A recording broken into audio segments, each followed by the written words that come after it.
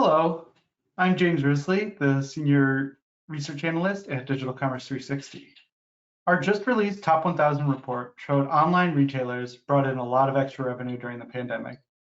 But there's a cloud behind that silver lining, and here to tell us about it is the author of the report, Don Davis. Welcome, Don. So, what's the problem with making more money?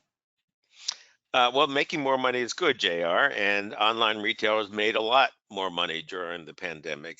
Uh, According to our data, before the pandemic, top 1,000 retailers in North America were growing at an average rate of about 17.7%. That went up to 20.7% over the 3 years of the COVID-19 pandemic, which adds up to $75 billion in extra e-commerce revenue, which is certainly a good thing. Right, that's definitely sounds good. So is the problem that that's just like a couple big retailers getting the front of that? Yeah, you might have thought that, but actually that's not the case. The first year of COVID, 2020, the 500 highest ranked retailers, the top 500 as we call them, did grow much faster than everyone else. But over 2021 and 2022 was actually the second 500, and then the next 1,000 of the 2,000 North American retailers we track that grew faster. So really, all 2,000 of the top online retailers in North America grew very substantially over the course of the pandemic. Okay, I'm a retailer here. I'm thinking, what's the problem? It seems like all upside to me. Yeah, well, the problem is that revenue is not the same as profit. And Deloitte has studied the profitability of US publicly traded retailers of the last decade. And what they found was that the median profitability declined quite noticeably between 2012 and 2019. And a lot of that was the pressure to offer free shipping, and also the higher cost of marketing online as e-commerce got more competitive.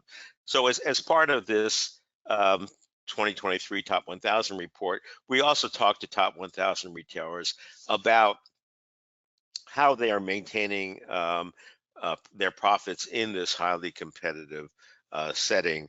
And this is where Digital Commerce 360 really differentiates itself from very reputable publications like Wall Street Journal and Bloomberg that are very good at what they do, but they mainly focus on very large retailers. We also cover mid-sized and smaller retailers, and I'm going to offer now tips from 3 of the top 1,000 retailers about what they're doing to maintain their profitability.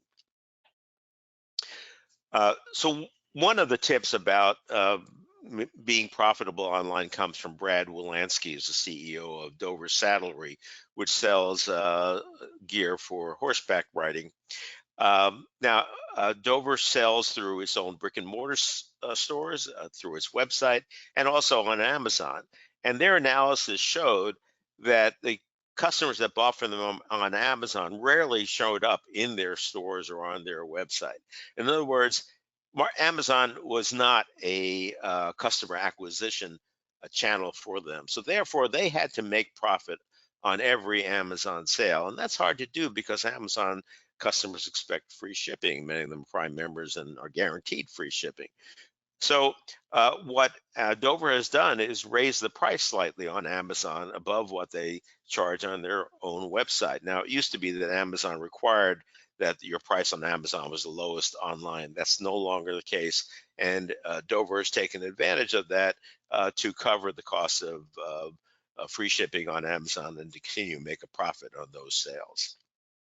And that's not just a tip for Amazon. I think that retailers big and small are taking advantage of that. Costco, I know, passes along their Instacart delivery fees to customers, maybe not in the clearest way. They're also showing higher prices and free delivery, but if you dig into it at all, you see that even they admit that it's part of making that delivery free is you're paying a little more for it, actually. So yeah, free shipping is not free for the retailer, and retailers have to figure out how to cover that cost.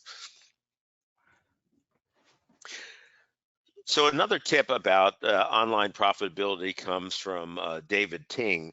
When David took over as chief technology officer at Zenni Optical about a year ago, he realized that the retailer had not fully explored the ways it could test how much customers were willing to pay for its eyeglass frames. So he did a series of A/B tests, which determined that for certain frames, customers would pay more and sales wouldn't drop off significantly. And for others, a price increase would diminish sales. So what they did was then they raised the prices for the frames that consumers are willing to pay more for. And of course, higher prices without any decrease in sales leads to higher profits. And that's been a big win for Zenni Optical.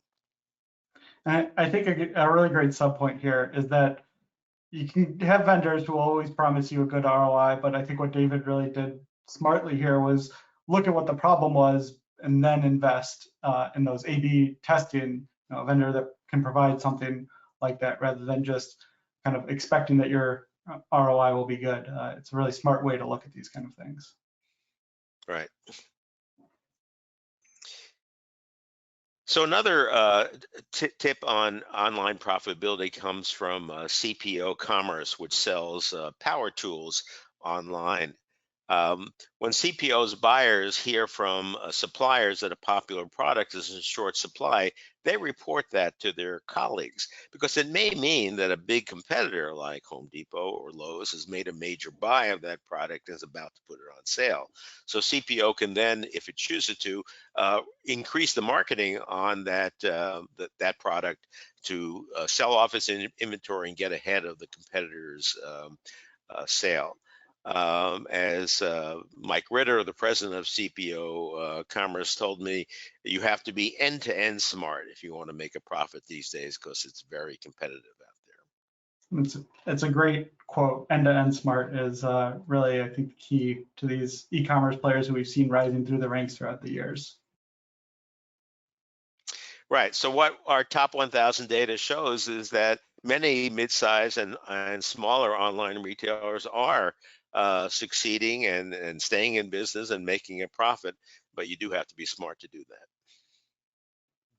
Great. Thanks, Don. These are fantastic insights, and it's only from Digital Commerce 360 and products like the Top 1,000 report that show what these mid-size and smaller retailers are doing and how you can get the inside scoop on how to stay profitable in the ever-changing world of e-commerce.